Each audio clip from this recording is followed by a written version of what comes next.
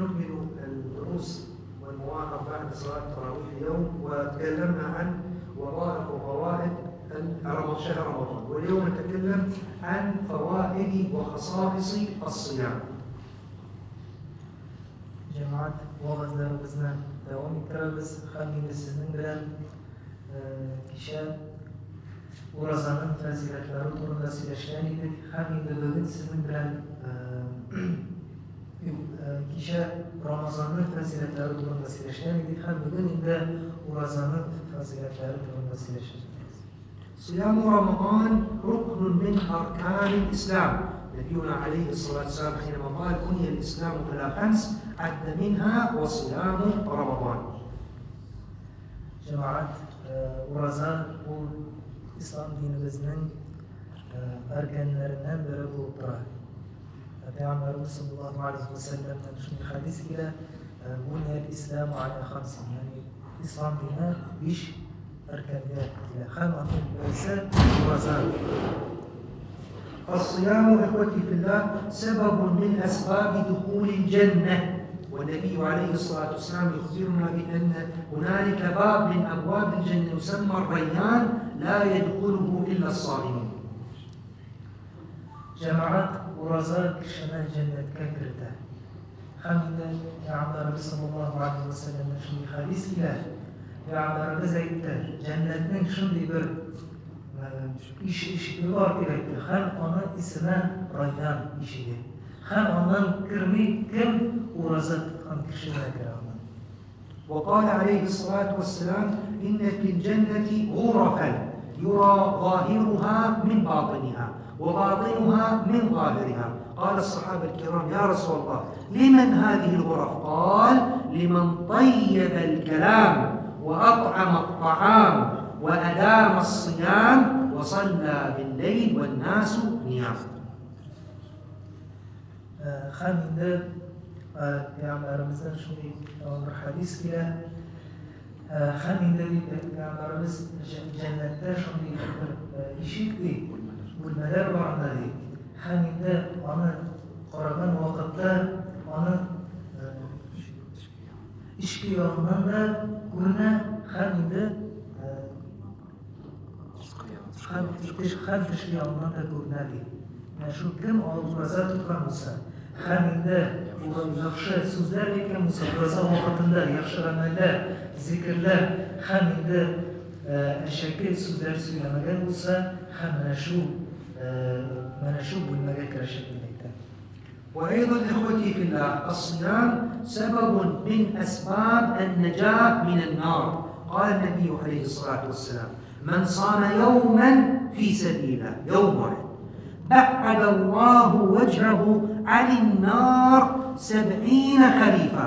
يعني لو أن رجل الخريف هو فصل من فصول السنة أو يراد به السنة كاملة، لو أن رجلا مشى 70 خريفا كم هو بعيد، كذلك إذا صام يوما في سبيل الله يبعد الله النار عن وجهه. جماعات خمين ده ورزانن شندي زوج فضيلة دارنا ورزان طاقشة جهنمنا يرغبشة.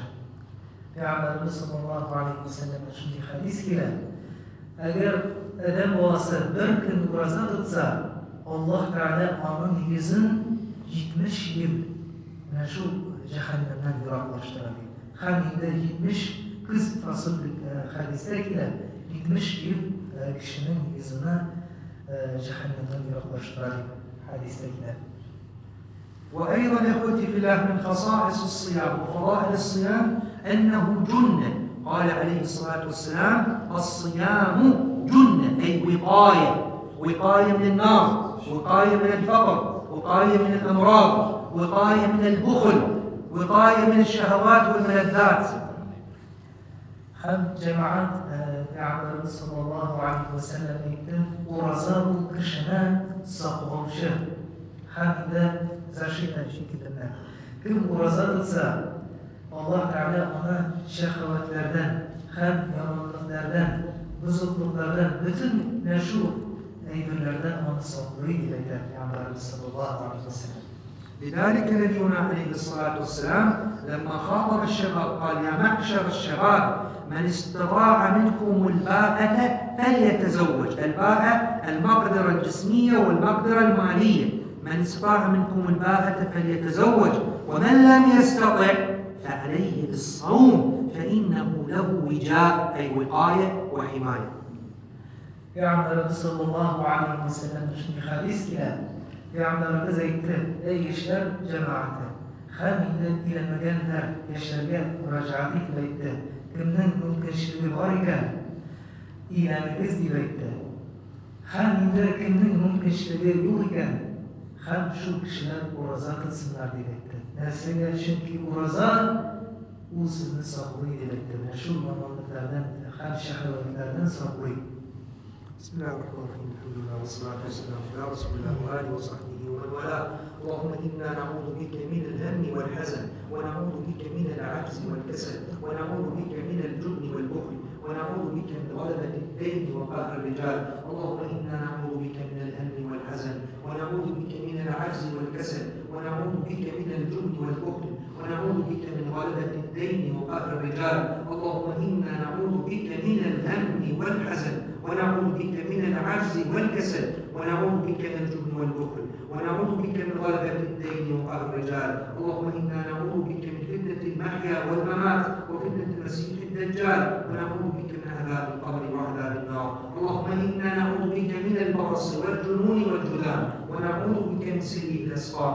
اللهم إنا نعوذ بك من علم لا ينفع ومن قلب لا يخشع ومن نفس لا تشفع ومن عين لا تدمع ومن دعوة لا يستجاب لها يا رب العالمين. اغفر لنا وارحمنا واهدم عقابنا من النار نحن والدينا والمسلمين ووالديهم والحاضرين وأمواتهم والذي بالنبي صلى الله عليه وسلم وله ثواب سورة الفاتحة.